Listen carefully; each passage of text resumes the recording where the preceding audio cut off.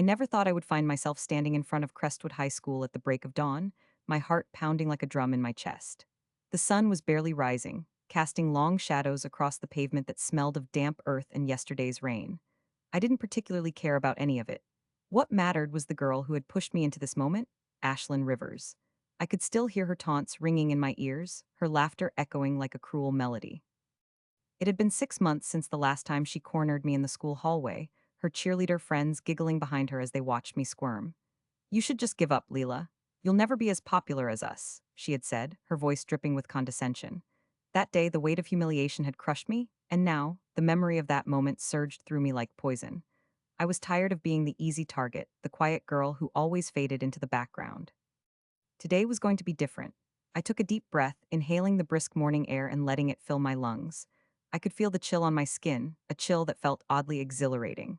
I was ready to take control. By the time my best friend Emma arrived, I had already formulated a plan, a scheme that was a compilation of evening whispers and tight-lipped conversations from our other friends. "Leela," Emma called, waving her arms as she approached. Her bright pink backpack bounced against her side, her brown curls bouncing with each step. "You look like you are ready to conquer the world?"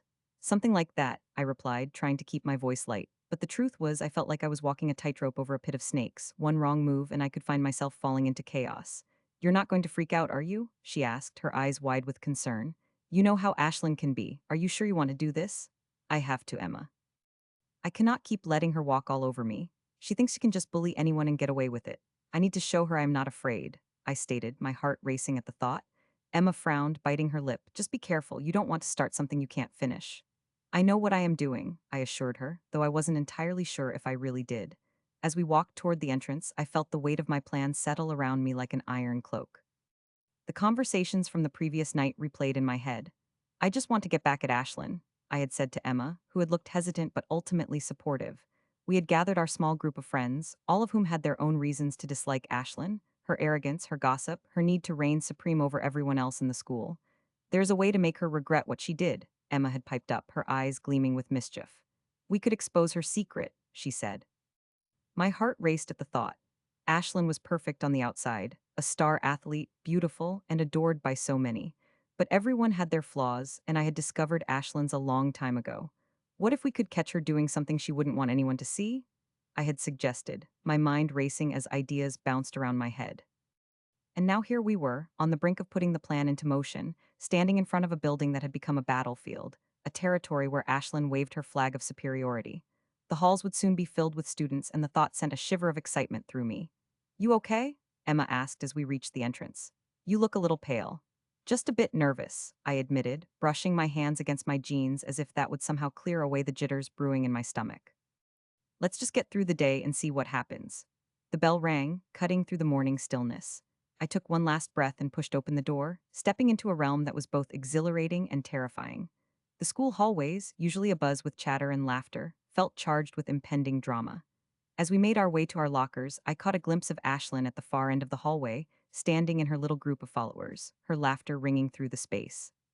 She looked radiant, as always, hair cascading over her shoulders, blue eyes sparkling, and that smile that could easily disarm anyone. Anger coursed through me like liquid fire. For a moment, I allowed myself to imagine confronting her right then and there, telling her how I really felt, how she made me into a shadow of myself. But the courage faded as quickly as it had come, leaving me feeling like a mouse cornered by a cat. "Are you ready?" Emma's voice broke my thoughts. I turned to her. "Ready as I will ever be." We approached our lockers, and for a moment I let my gaze linger on Ashlyn. She was teasing a boy from the soccer team, her laughter ringing like chimes in a breeze. I looked down at my books, the weight of what I was planning pressing heavily against my heart. "You sure you don't want me to come with you?" Emma asked, echoing my thoughts. "I can swim in that shark tank." "No," I replied firmly, shaking my head. "This is something I have to do alone." I changed the combination on my locker, feeling the familiar clicks a grounding sensation. I shoved my books inside, clutching them tightly as if they were a lifeline. It felt like I was preparing for war. My supplies of notebooks and pens felt feeble against my plans of redemption. Emma's hand wrapped around my shoulder. "Just remember, if things go too south, I'm just a shout away. I'll always have your back," she whispered, and her warmth steadied me. I nodded, appreciating the comfort of her words. "You are right, it is my time to shine. It is time she hears me." I stole one last look at Ashlyn, who caught my gaze and raised an eyebrow, a smirk playing on her lips. "Just keep your head down, Leela." No one needs to hear your pathetic attempts at being brave, she called out, her laugh infecting the air around her. Each sentence felt like a jab, cutting through my heart. Just you wait, I whispered under my breath, determination igniting within me. As I surveyed the hallway, I noted every detail around me. The bright posters for upcoming events, the smell of paint from the art room mingling with the fries cooking in the lunchroom, and the echoing footsteps, all ghostly reminders of the social web that trapped us within its confines. I steeled myself, recognizing the stakes of the game I was stepping into. The crowd of students began to thicken, sharpening the atmosphere around me like steel. I felt the fidgeting anxiety bubble within my chest, but I took a breath. This was the beginning, the birth of my revenge. I would not fade into the back this time, not today, and with that simmering determination, I stepped into the storm.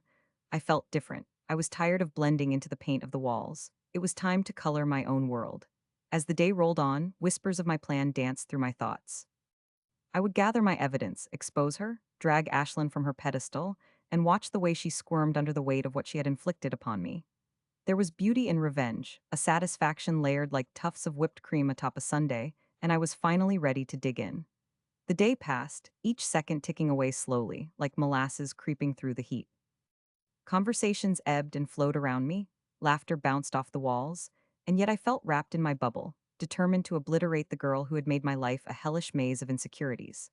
I made my way to the final class of the day, sitting behind Emma, my mind racing with plans. Each minute drew closer to that afternoon crescendo, and I could feel the weight of expectation pressing down on my shoulders. As the clock ticked closer to dismissal, I felt a surge of adrenaline course through me.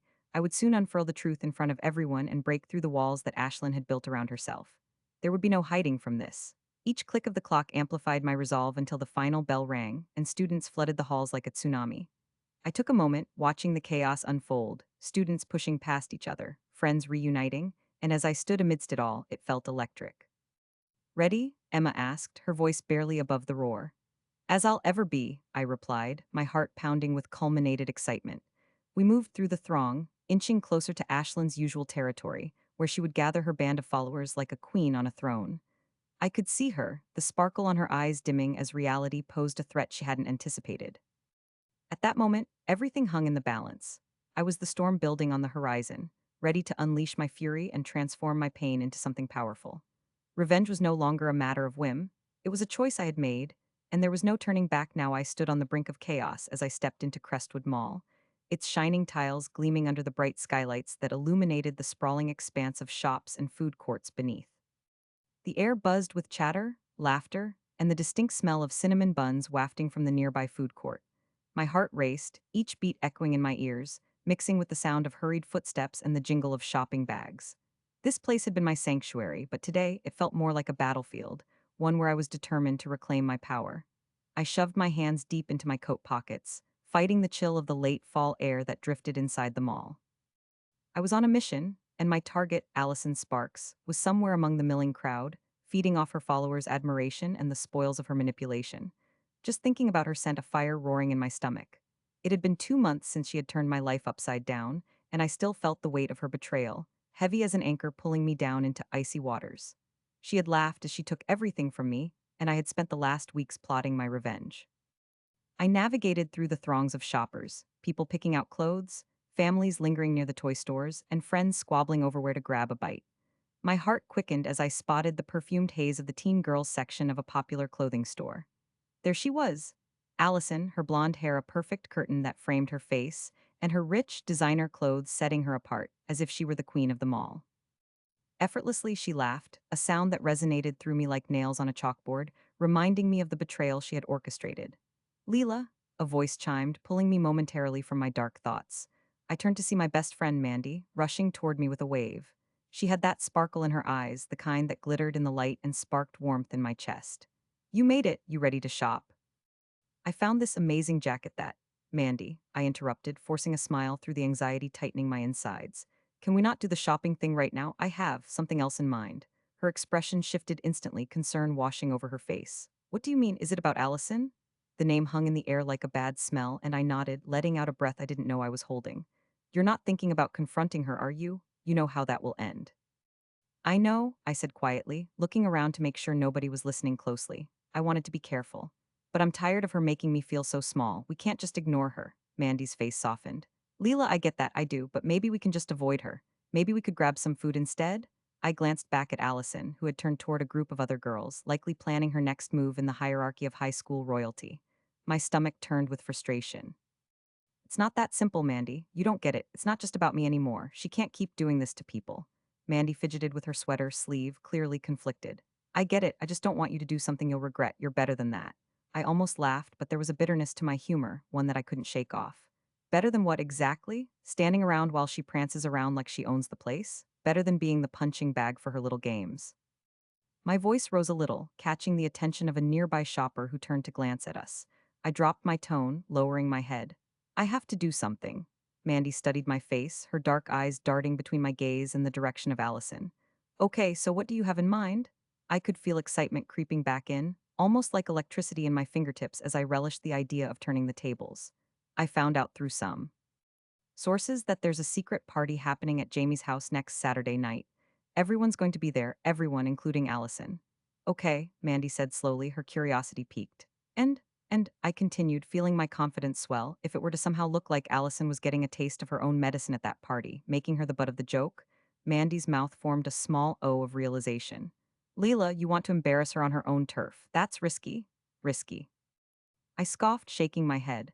No, it isn't risky, it's necessary. You didn't see how she snaked her way into my life, how she twisted everything until I was the one who got hurt. This is justice, Mandy. Justice or revenge? She asked pointedly. Because there's a thin line, Leela. The truth was, I was starting to wonder if I had crossed that line, but I shoved the thought aside. Who cares what it is? I'm done waiting for karma. I need to take charge. Okay, she relented, lifting her hands in surrender. But how do you even begin to pull something like that off? You're talking about a social ambush. Exactly, that's where you come in, I said, eyes lighting with determination. I could almost see the plan unfold in my mind. I need to draw her in. I'll start spreading rumors about the party, make sure she hears it loud and clear. And then, when the time is right, we make sure she takes the fall. But what if she takes it too far? What if she retaliates? Mandy challenged, her voice filled with genuine worry. I paused for a moment, weighing the risk. What's she going to do? Report me? The only thing she can do is make me look bad, and honestly, she's had enough power over me already. It's my time to shine, to flip the script. Mandy leaned back against a nearby railing, watching me with both admiration and hesitance. I really hope you know what you're doing. It sounds a lot more complicated than you think. I leaned closer, voice low but fervent. It's the only way to break the cycle, Mandy. I have to take back my life. Are you with me? Mandy hesitated, and for a moment I could see the conflict in her eyes, the friend in her wanting to protect me and the loyal side wanting to stand by my side. Fine, I'll help you. But if things get out of hand, we stop, right? Of course, I promised, reaching out to clasp her hand in gratitude. You won't regret it. As we fell into easy conversation about the details of our plan, I felt my energy reigniting. Imagining Allison's face when everything falls apart for her, it was pure fuel for my resolve. That feeling was intoxicating, a sense of purpose that had been absent for far too long. Just then I felt a rush of wind behind me, followed by the sound of chatter and laughter. I turned to see a group of girls approaching, laughing, their voices rising over the ambient noise of the mall. They were dressed in trendy clothes, the kind Allison would drool over. My eyes landed on a familiar figure in the center, Allison, her laughter crisp and clear as if she were the star of the show. Oh, come on, you cannot be serious. Did she really have the audacity to show up with that?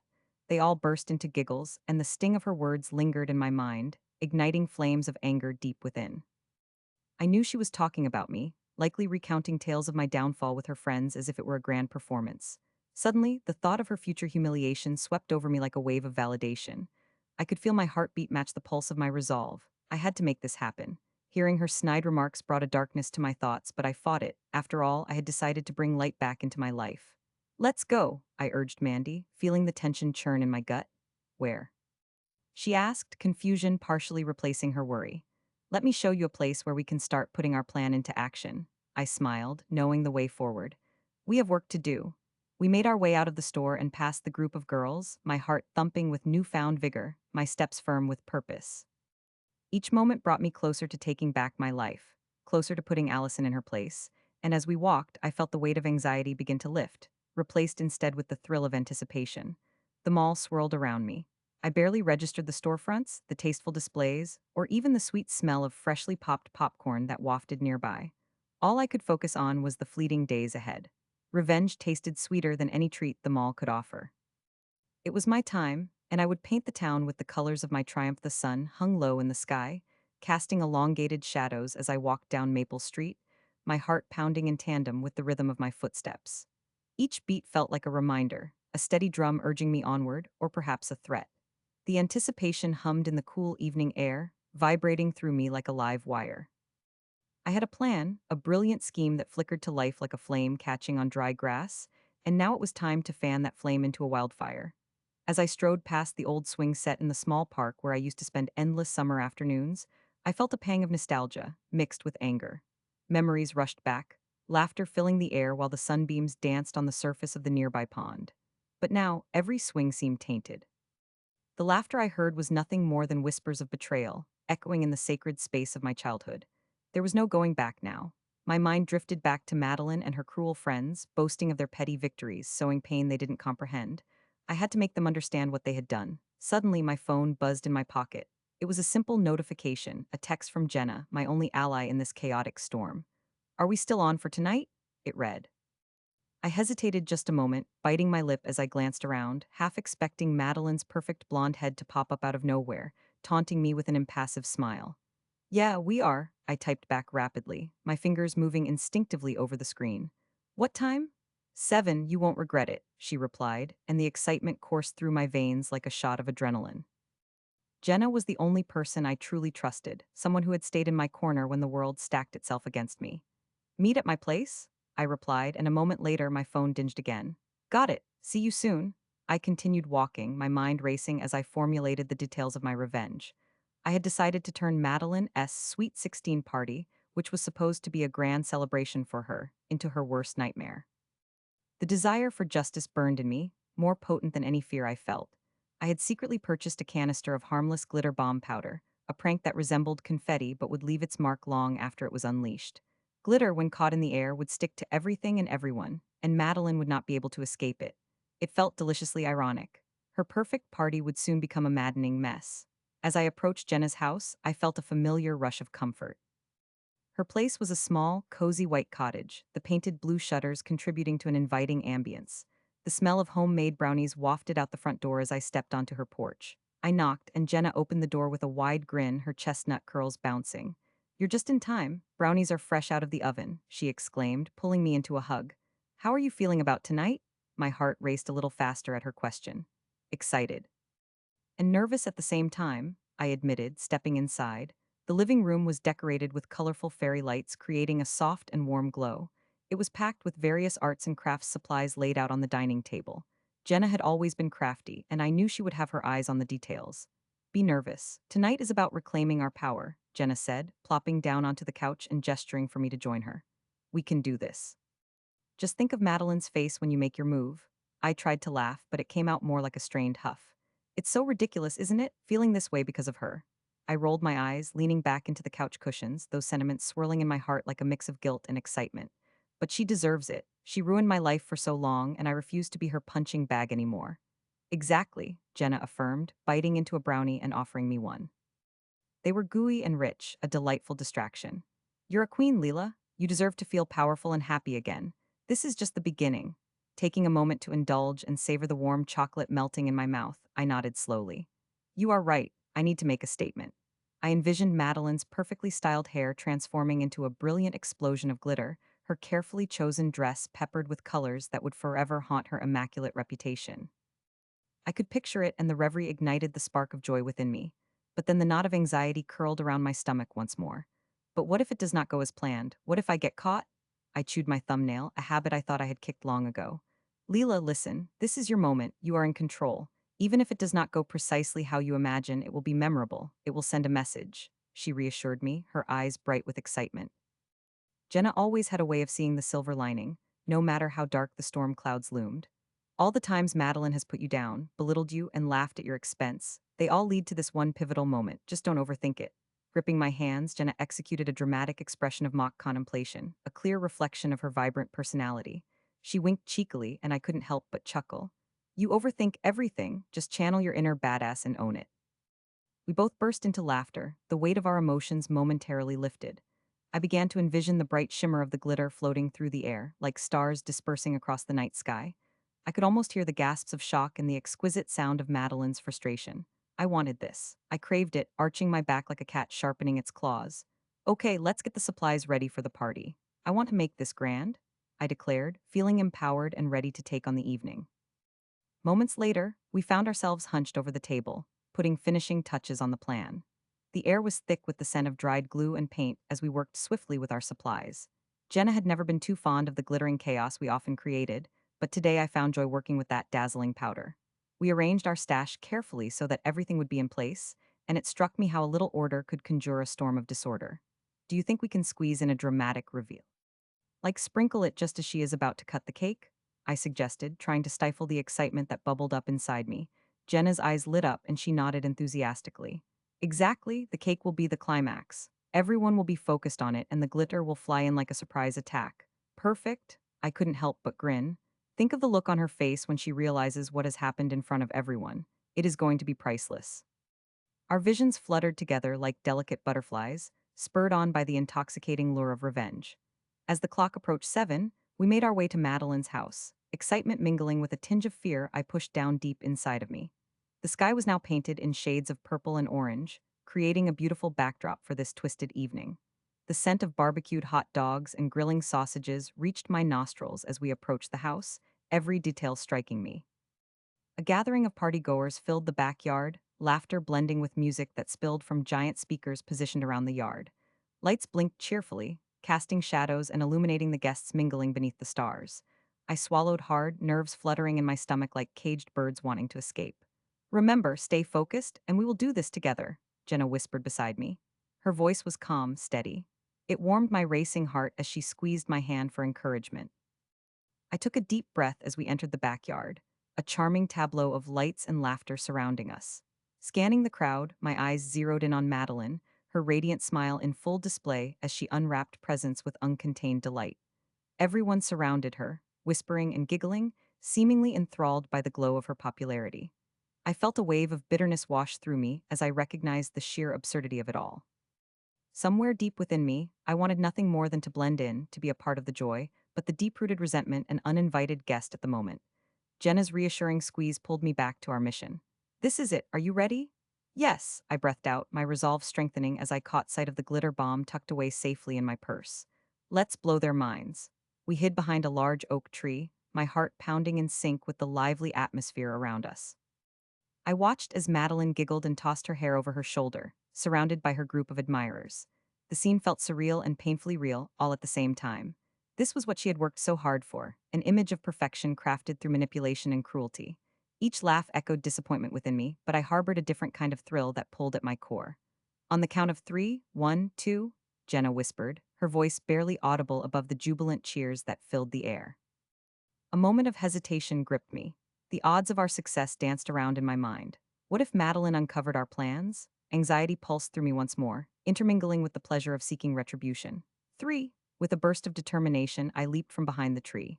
My heart raced as I rushed toward the table, lined with brightly wrapped presents and the cake, that perfect cake I planned to douse in color. I could feel the weight of everyone's eyes on me, but I stayed focused. Hey, Madeline, I shouted above the music, catching her attention. She paused, her bright blue eyes narrowing with confusion. What do you want, Leela? She said, her voice dripping with disdain. Just wanted to say happy birthday, I called out with a grin plastered on my face that felt almost too forced. Interesting show of kindness coming from you, she shot back, and I saw her friends flicker confused glances my way. My blood boiled at her dismissive tone, but I pressed on, desperately holding on to the excitement bubbling within me. Surprise! I shouted, and as her brow furrowed, I whipped out the glitter bomb and released its contents into the air. Colors exploded in a magnificent array above her head, sparkling under the dim lights like fireworks in the night sky. Gasps filled the air, followed by laughter. No. Madeline shrieked, her perfect demeanor vanishing in an instant as glitter cascaded around her, settling into her hair and running down her cheeks like shimmering tears. This can't be happening, she screamed, her voice raising above the din. What is wrong with you, Leela? Nothing, just thought it could use some color, I retorted, a mixture of glee and liberating satisfaction washing over me. I could hear giggles from the crowd, the approval of chaos sparking off my rage-fueled sense of justice. You are a freak, Madeline spat, her voice rising in fury as she tried to brush the glitter off her dress, but it merely clung to her skin, doubling her embarrassment as it reflected the lights and the looks of spectators around us. I felt all eyes on me, whispers exchanging and sharing amusement at Madeline's expense. I stood still, awe transforming into unreserved delight, tasting the sweet victory that awaited me amid the laughter. The moment felt surreal, like a dream orchestrated by the universe itself. As I turned to Jenna, we locked eyes, an unspoken agreement swirling in our gaze. Now let's get out of here, I said, a devilish smile stretching across my face. Stepping back into the shadows, I felt a rush of empowerment surge through me. I had done it. Madeline's perfect facade lay shattered under all that glitter.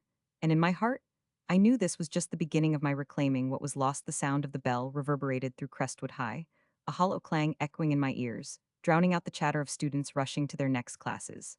I leaned against the cold, time-worn wall of the hallway, my heart racing with a mixture of anticipation and dread. Today was the day I would finally confront Amber Harris. My thoughts whirled like leaves in a storm. Amber, with her perfectly manicured nails and bleached hair, had made my life miserable for the past year. And now, it was time to put an end to it. As the crowd began to thin, I spotted Amber at her locker, her back turned to me. The way her golden hair cascaded down her back reminded me of a waterfall, beautiful and serene, but also capable of drowning anyone who got too close. My palms were clammy, and I wiped them against my jeans, trying to soothe the nervous flutter in my stomach. "What are you waiting for, Leela?" I muttered under my breath. I could almost hear my inner voice, the one that had been quietly cheering me on in the darkest moments, urging me to be brave. I took a deep breath and stepped forward, my heartbeat echoing in my ears like a drum. "Just be calm," I said to myself. "You have to do this." Each step brought me closer to her, and as I approached, a wave of adrenaline swept over me. The hallway seemed to stretch, my surroundings blurring into the background as I focused on Amber. "Hey, Amber," I called out, my voice steadier than I felt. She turned, her icy blue eyes widening in surprise. There it was, that infuriating smirk tugging at the corners of her lips. "Oh, look, if it isn't little Leela," she drawled, her tone dripping with mockery. "What do you want? I'm kind of busy here." There was a crowd nearby, a band of her loyal followers giggling, throwing me glances filled with amusement. "Busy making everyone's life a living hell?" I shot back, the words spilling from my lips before I could stop them. The satisfaction of standing up for myself ignited a spark inside me. This was it, this was my moment. Amber leaned against her locker, arms crossed, the smirk getting wider as if she saw my challenge as nothing more than a game. "Aw, that's adorable, Leela. It's cute how you think you can stand up to me." "No, it's not cute," I said, my voice raising, trembling a little. "It's about time someone stood up to you. You can't keep bullying others and thinking it's okay." For a moment, I thought she might actually take me seriously, but then she threw her head back and laughed, her friends sharing in the derision. "You think you're so special? You have no idea what you're talking about. Just look at you. What do you have that I do?" I could feel the fire burning in my cheeks. "I have people who care about me," I shot back, the words tasting sweet in my mouth.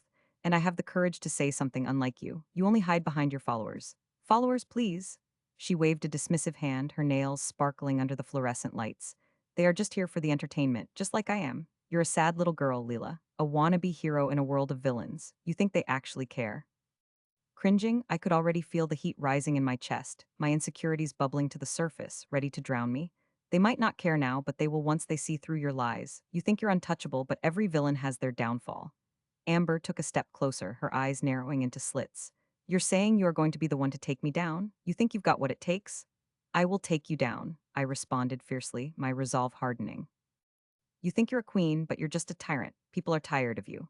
Like I said, adorable, you believe you can change things? People will always follow the stronger party." "Not if the stronger party is a monster," I hissed, the venom of my words empowering me. At that moment, I noticed the crowd shifting behind her, murmurs of anticipation swirling in the air. "You know," I continued, my voice low and incredulous, "there's a difference between being strong and being cruel." "You know nothing about strength," she said, unfazed. "It is all about being feared, Leela. You're giving me far too much credit. I don't need to be cruel. They fear me simply for existing." "Look around, Amber. That fear is crumbling. You can't always rule by intimidation." She laughed, the sound like ice shards tinkling together. "All those friends you think care for you? They are just waiting for me to drop the hammer on you. I own this school, Leela. The sooner you realize that." Her voice trailed off and something in her gaze flickered, no longer the confident facade she wore. I could sense a crack in her armor. "What happened to you, Amber? Did you really think this is how life works? Being the bully gets you nowhere. Nothing is worth ruling over others like this." "You have no idea what I have been through," Amber snapped, her face flaring with sudden emotion. I paused, inspection flooding my mind. "What do you mean?" For the first time, hesitation colored her expression. "You think I chose to be this way?" That I just woke up one day and decided tormenting others was fun? I can't imagine it was easy, but hurting others isn't the answer. Amber's fingers drummed against the locker, irritation etched on her brow. You should thank me for making you stronger. You think I enjoy being the villain? Everyone loves the underdog story, don't they? She was suddenly raw, yet it did not absolve her actions. I don't want to be an underdog, Amber. This isn't about strength or power, it's about respect. She narrowed her eyes, realization dawning on her. You want respect from who? From everyone, I replied, passion coursing through me. Even you, but you have to start treating others as equals. The hallway fell into an unusual quiet as people listened carefully. Amber opened her mouth, yet no words came forth. The moment stretched, the tension palpable. I had challenged her, and for once, she did not have a comeback ready. When was the last time someone cared about you? I asked softly. She recoiled slightly, but I pressed on, driven by a strange sense of empathy. These past few years have been hard for everyone, including you, and I'm certain you felt alone, even while pretending to be this untouchable queen. Amber's hands fell to her sides, her posture slackening as if she didn't know how to respond. Why do you care? Because I want everyone, including you, to be better. So that we can all break free from this cycle. I don't need to hate you to make a stand against what you have done. You expect me to change? She whispered, vulnerability flickering behind her usual facade of bravado. Yes, I replied, confidence swelling. I expect everyone to change, but it has to come from you. A long silence trailed between us, the crowd around us filled with hushed whispers. I could almost hear the collective heartbeat of those waiting for the carefully scripted drama to unfold. You are handling this wrong, Leela. You think you can just walk up to me and demand my respect. I don't demand respect, Amber. I earn it by standing up to you, I clarified, sharpening my words. Why should I even listen to you? She questioned, her sneer returning, but it lacked bite. Because you know deep down you can do better. You and I are not so different. We've both dealt with pain. Both been hurt. I am not a saint, and neither are you, but you're capable of choosing differently. Amber stiffened, a white-knuckle grip on her locker. Try it just once, try to be kind. No one is telling you to change overnight, but try reaching out instead of pushing people away. You might discover you like it.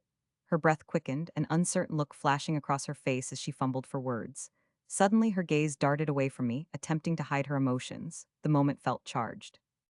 You think I'm capable of kindness? Look where we are, Leela, she challenged, but the tremor in her voice betrayed how shaken she truly was. This is who I am. No, it is who you chose to be, I responded, holding my ground. There are many paths to choose. The bell rang, startling me from the moment.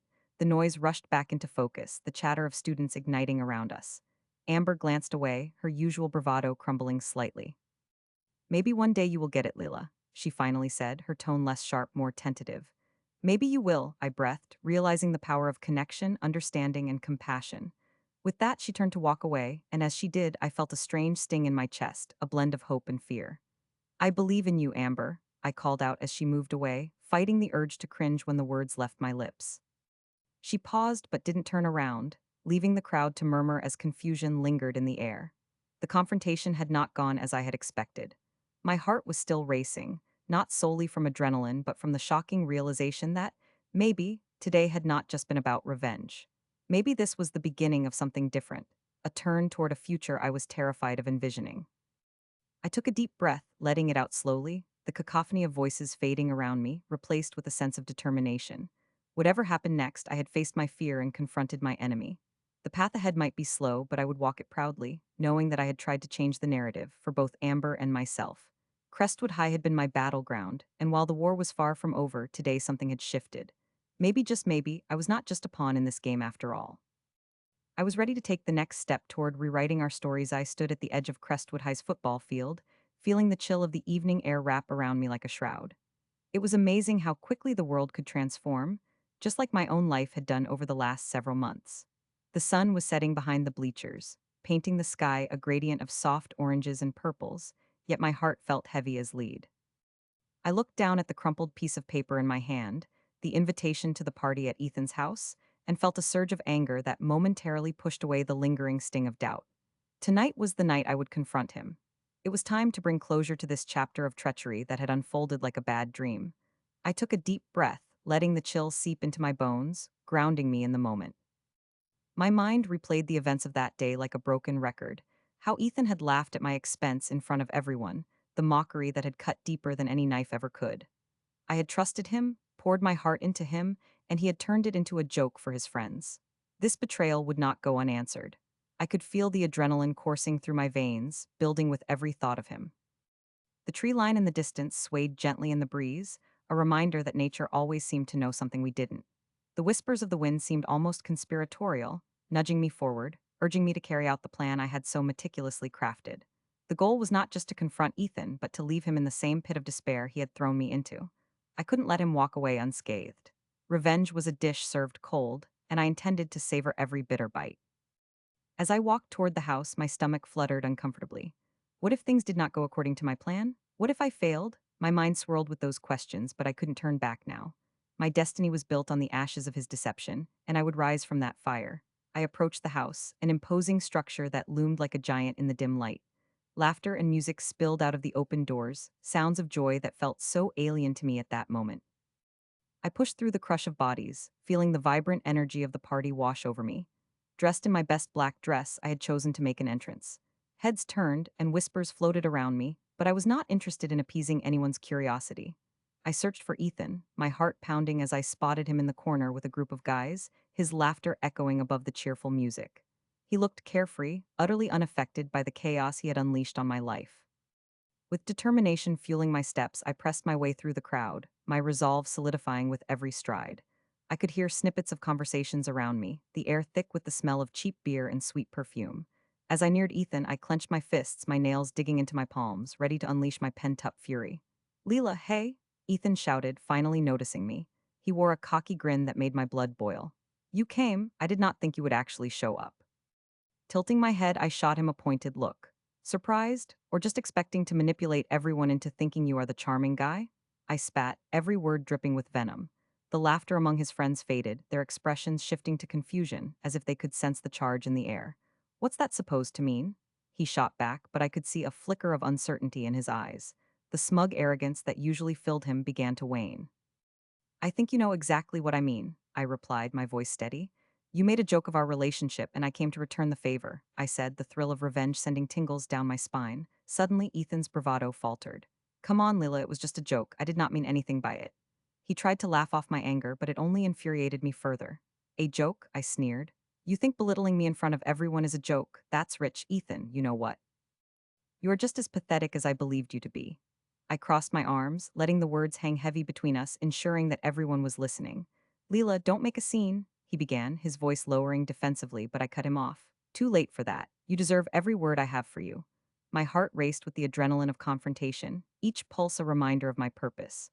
The crowd had thickened around us, small clusters of party-goers watching with rapt attention as the drama thickened. Ethan scoffed, his posture shifting as he tried to reclaim his confidence. "Look, everyone makes mistakes. I was never trying to hurt you," he argued, and I could see the genuine glimmer of uncertainty behind his bravado. "Bull," I shot back, desperate to cut through the layers of his lies. "You loved watching me squirm. You fed off my pain." I took a step closer, my heart matching the intensity of my words. "And while you stood there laughing, I fell apart. Do you know what that feels like? Do you have any idea how humiliating it is to be betrayed by someone you trusted?" Ethan was silent, searching for something to say but coming up empty. The bravado cracked, and for the first time I saw a flicker of remorse cross his face. "Leela, save it, I don't need your pity." I cut him off again, my voice rising above the ambient noise of the party. I looked around, and suddenly, the crowd that had gathered was staring in silence, their expressions varying from shock to mild curiosity. "You think that by pretending to apologize, I would just forget everything? You think throwing a few nice words my way fixes the hurt? You're wrong." "Okay, okay, look, let's not do this here. We can talk about this somewhere else," he suggested, his tone more submissive now, but it only fanned the flames of my rage. "Talk and say what, Ethan? That you will apologize and promise to change? Words are empty, just like you." I could feel the eyes of the crowd boring into me, their judgment weighing heavily. I needed to shift the power dynamics to show them that I was not the little girl he had toyed with. "I am not a bad person, Leela," Ethan said, desperation creeping into his voice. I do not know what I was thinking." "Yeah, well, newsflash, it is too late for soul-searching now," I replied, my voice steely. "Or is this just another one of your pathetic attempts to save face? Everyone knows what you did. Come on, let's go outside. It will be quieter. We can figure this out." His tone was pleading now, but I was not falling for his game. I could see through him, and the realization strengthened my resolve. This was about empowerment, reclaiming my narrative. I would not back down. "Figure what out?" I scoffed, my heart pounding with every beat. "Figure out how you plan to spin this so that you look like the victim? Nope, not happening. This is my moment, and you will own your mistakes." "Leela, it was just, everything got out of hand." "I did not think it would go that far," he muttered, the defensive edge slipping away, exposing vulnerability. Of course it did. You never think, Ethan, that's your problem, I shot back, each word punctuating my anger. But here is the bottom line, you made your choice, and I am choosing to be done with you. But first, I am giving you something you'll never forget. The laughter around us had dissipated, replaced by the heavy tension that now filled the space between us. I could see the guilt lurking in Ethan's eyes now, a realization that must have pierced through the veil of his arrogance. What do you mean? He asked, the bravado completely stripped now. I mean, I would like you to join me for a little demonstration, I said, and with that, I pulled out my phone, clicking on the video that had circulated among my classmates just days prior. My stomach twisted as I saw the footage play before my eyes, the humiliating scene he had orchestrated, the laughter, the way they mocked me. It was raw, painful, and it had replayed in my mind more times than I could count. I turned my phone to him so he could see it, the raw betrayal flashing across my screen. Do you remember this, Ethan? The fond memories? The way you threw me under the bus for a cheap laugh? He flushed, his face burning crimson as he stammered. Leela, no, I did not mean. I did think. No, you didn't think at all, I interrupted. I let the footage play on a loop, letting the shame wash over him. I could see the regret spread through his body, not just in his posture, but in the way his breathing turned erratic. Groans of discontent filled the air as nearby students watched the screen, taking in the evidence of his betrayal. I am sorry, Leela. I really am, he pleaded, getting desperate now. I never meant to hurt you. I think you should be forced to realize just how deep your actions cut, I replied coldly, my heart racing as I felt the eyes of not just my peers but his friends burning into us. I needed him to understand the gravity of what he had done. Ethan's expression shifted into something that looked close to defeat mixed with embarrassment. Please, I did not mean it. I was an idiot. Let's just forget it and move on. Move on, I echoed, my voice cutting through the air with a sharp edge. You ruined my life, Ethan. Do you think I can just sweep this under the rug because you think you can sweet talk your way out of it? He opened his mouth to respond, but the words hung thick in the air. There was nothing left for him to say. I had stripped him of the power he thought he had held over me. Tonight, I said firmly, is about exposing the truth. This is what you are, Ethan, a coward hiding behind a mask of charm, and I will make sure everyone knows it. With that declaration, a wave of freedom washed over me. The laughter and conversations around us resumed, but I could feel the shift, the way the crowd now looked at him, no longer enamored but questioning, maybe even repulsed. Ethan stood there, a shadow of his former self, his confidence crumbled to dust beneath the weight of his own decisions. Leela, please, he begged again, his voice breaking slightly. I will do anything. Just please make it stop? No, you will learn, I said, the tension in my veins igniting a sense of power that pulsed through me. The regret flickering across his face was enough for me to feel vindicated. You can go ahead and act like nothing happened, but remember, I will not be the one forgotten in this mess. I will remind you of it as long as it takes for you to finally understand. As I walked away, the crowd slowly parted for me, their murmurs of disbelief following me like a haunting echo. The thrill of revenge washed over me, a sweet affirmation of empowerment. The world of Crestwood High shifted that night, and for the first time I felt free of the chains that had bound me.